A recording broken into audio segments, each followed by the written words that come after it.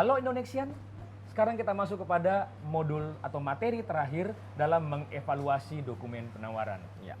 Ada sebuah pokok bahasan ini Pak Sam yang mungkin kalau kita melihat di public procurement ini agak aneh gitu kan. Iya. Tidak terbiasa dilakukan, yaitu istilahnya adalah debriefing. Nah ini bagian penting yang harus kita mestinya adopsi. Ya. Di private ini sangat disiplin ya, jangan disiplin. Tapi memang keterbatasan antara public dan private adalah tentang biaya nih biasanya. Debriefing ini kadang-kadang dianggap sebagai biaya yang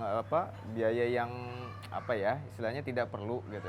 Padahal ini menjadi poin penting. Oke, debriefing adalah penjelasan atau klarifikasi dan tanya jawab yang dilaksanakan setelah semua proses selesai. Setelah semua proses, Pak. Setelah semua proses.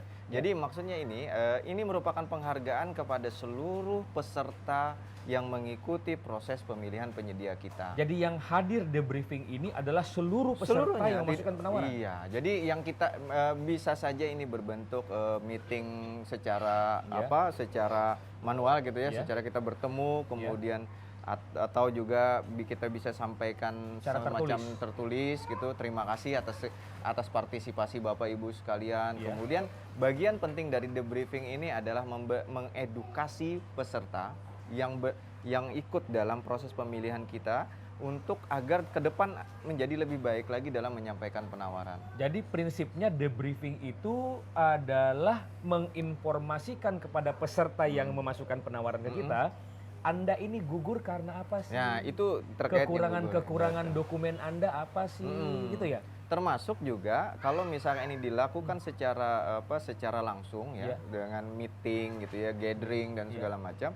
Ini nanti kita akan melihat, akan mampu menangkap aspirasi apa sih yang pasar harapkan dari kita. Oh iya, karena belum tentu persyaratan yang kita tetapkan dalam dokumen itu sesuai dengan perkembangan pasar. Itu tadi. Nah, ini prinsip open keterbukaan. Gitu. Dan juga kita dari sisi lain dengan menunjukkan kesalahan-kesalahan mereka, ini menjadi proses pembelajaran bagi mereka. Nah, dan perlu diingat juga, ini adalah satu alat yang penting sekali dalam membangun kepercayaan antar para pihak di dalamnya. Ya, jadi mereka tahu, oh saya gugur bukan karena dalam tanda kutip ada jagoannya, karena memang dokumen saya kurang. Betul. Dan lain kali begitu ini saya ketahui, saya akan bersaing dengan lebih baik lagi. Dan unsur debriefing yang paling penting lagi adalah bagaimana cara kita menyampaikan segala hal yang terkait dengan penawaran itu dengan jelas.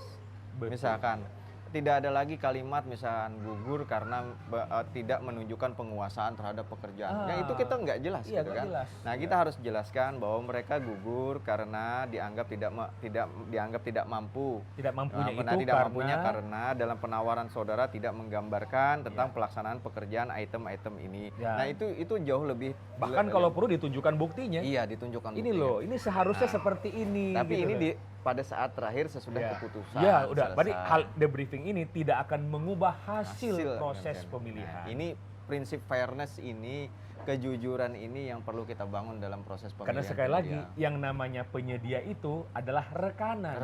Rekan itu adalah partner, bukan lawan. Nah, ini yang harus kita bangun bersama. Mudah-mudahan nanti debriefing ini menjadi bagian pokok juga yang tidak ditinggalkan. Karena memang khususnya di publik khususnya di publik hal seperti ini dianggap hal yang tidak terlalu penting atau bahkan hal yang dihindari karena ada ketakutan untuk bertemu dengan rekanan kita. Padahal kalau kita bertemu dengan rekanan mestinya senang, nih sekarang tidak senang. Yang penting jangan ketemu untuk bagi-bagi duit. Betul. Nah, itu namanya adalah gratifikasi. Gratifikasi. Pak Sam, siap. Kurang lebih selama 4 minggu nih kita sudah bersama-sama dengan Indonesian. Betul sekali. Membahas beberapa hal tentang pengadaan barang dan jasa, khususnya dalam topik-topik menyusun kebutuhan dan anggaran. Kemudian dokumen pengadaan barang jasa, dan yang ketiga, kemudian kualifikasi penyedia barang jasa, dan terakhir kemarin kita sudah bahas juga tentang mengevaluasi dokumen penawaran hingga debriefing. Nah, kita mengingatkan kepada Indonesian, jangan lupa ujian akhir. Dan jangan lupa setelah mengambil kursus ini, Anda dapat mengambil ujian sertifikasi kompetensi di lembaga sertifikasi profesi. Kan keren kan? Siap. Kalau ada di belakang namanya CPOF gitu kan. Samsu Ramli CPOF, Khalid Mustafa CPOF. Jadi kita bertemu ya.